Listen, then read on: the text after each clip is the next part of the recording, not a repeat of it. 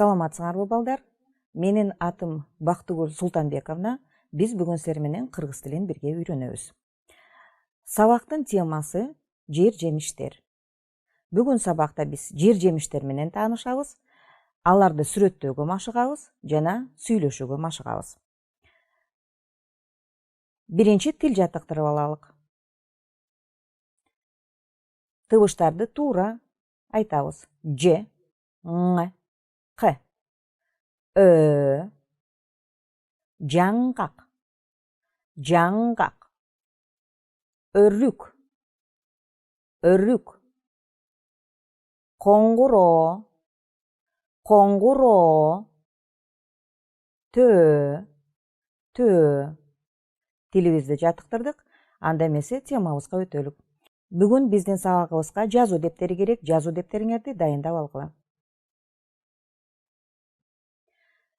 Жаңы сөздөр: жер жемиштер, бөлдүркөн, карагат, бөрү карагат, кулпунай, бакчада, кандай, бышкан, өсөт. Эмне жасалат? Азыр жаңы сөздөрдү менин артыман туура кайталагыла. Бөлдүркөн, бөлдүркөн. Карагат, карагат.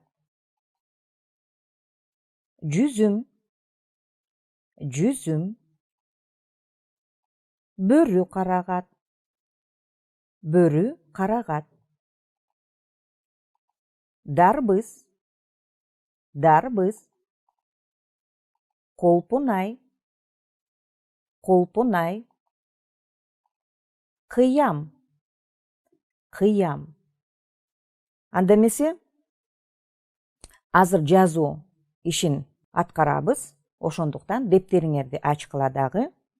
Бүгүнкү числону жазгыла. Бул тапшырмада биз клеткалардан жер жемиштердин аталыштарын таап жазабыз.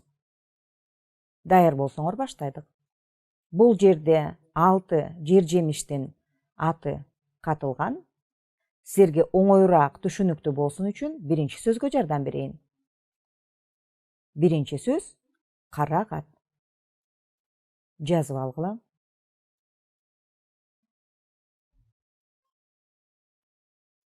Эми экинчи сөздү тапканга аракет кылабыз.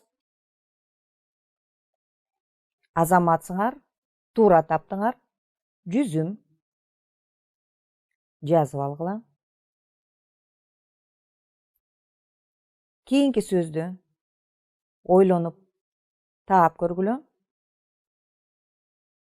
Азаматсыңар, туура. Кулпунай. Жазып өтсөңөр, кийинки сөздү карайбыз. Кайсы сөз катылган?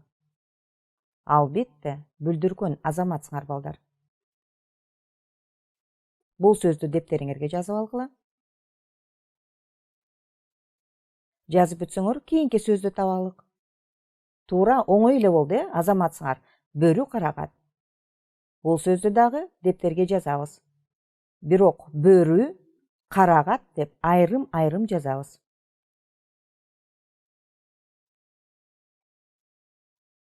Жана акыркы сөз 6-чы торчодон азаматсыңар. Дарбыз. Биз 6 жер жемиштин аталышын таптык. Карагат, жүзүм, кулпунай, бүлдүркөн, бөрү карагат жана дарбыз. Азаматсыңар.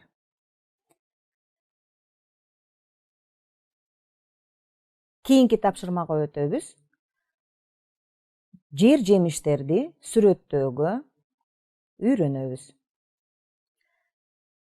Биринчи графада тышкы көрүнүшү кандай? Кичинекей. Адамдын колундагы камера кичинекей. Тоголок. Сүйрү. Майда. Көрдүңөрбү балдар? Өтө майда. Мелкий. Чоң.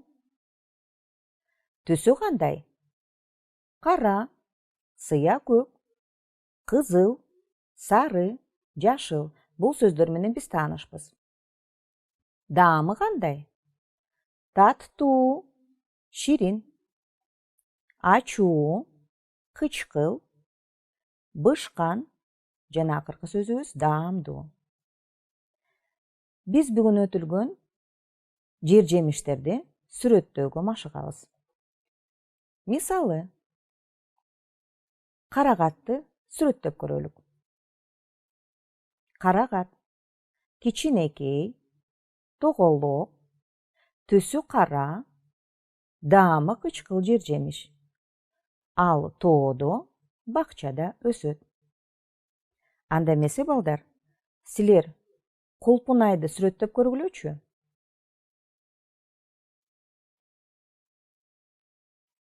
Азаматсыңар. Туура.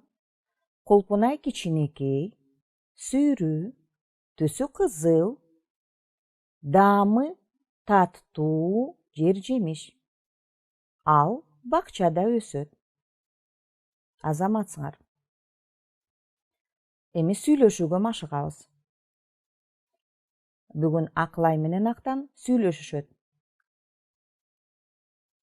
Актан, сенин бакчаңда кандай жер жемиштер өсөт? Обратите внимание, ребята, на выделенные слова.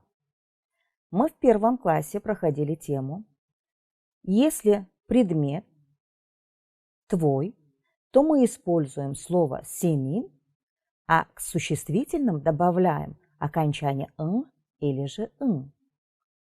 Если же предмет мой, мы используем слово «минин», а к существительным присоединяем окончание «м».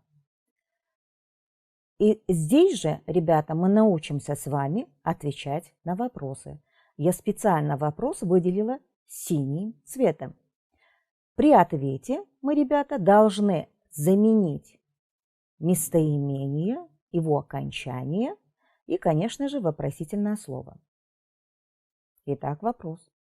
Актан, сенин бакчаңда кандай жер жемиштер өсөт? Менин бакчамда кулпунай, бүлдүркөн, карагат өсөт. Акылай, мөмө жемиштерден эмне жасалат? Мөмө жемиштерден кыям, шире, суусундук жасалат.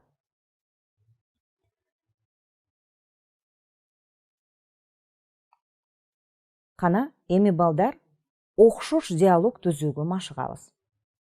Актан, сенин бакчаңда кандай жер жемиштер өсөт?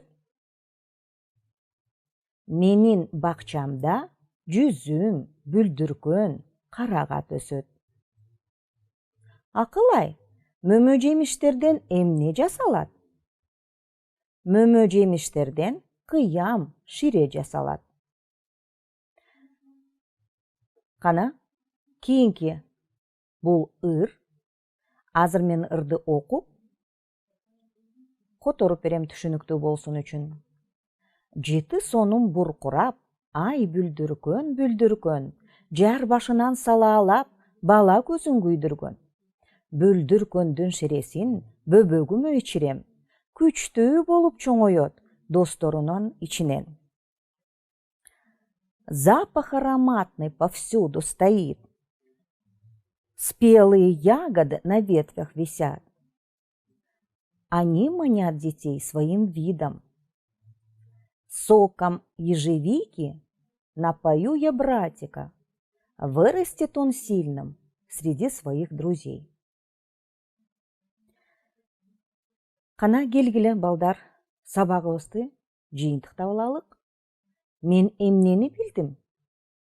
Жаңы сөздөрдү, жер жемиштердин аталыштарын, жер жемиштерди сүрөттөөнү үйрөндүм, сүйлөшүү түзүүнү билдим, обонду ырдын маанисин түшүндүм.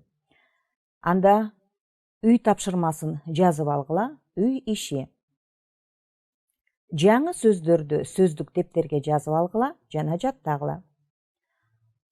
Китебиңердин 66 бетиндеги таблицага таянып, бүлдүркөн менен кулпунайды сүрөттөп жазгыла. Ушуну менен сабагыбыз аяктады. Көрүшкөнчө сак саламатта тургула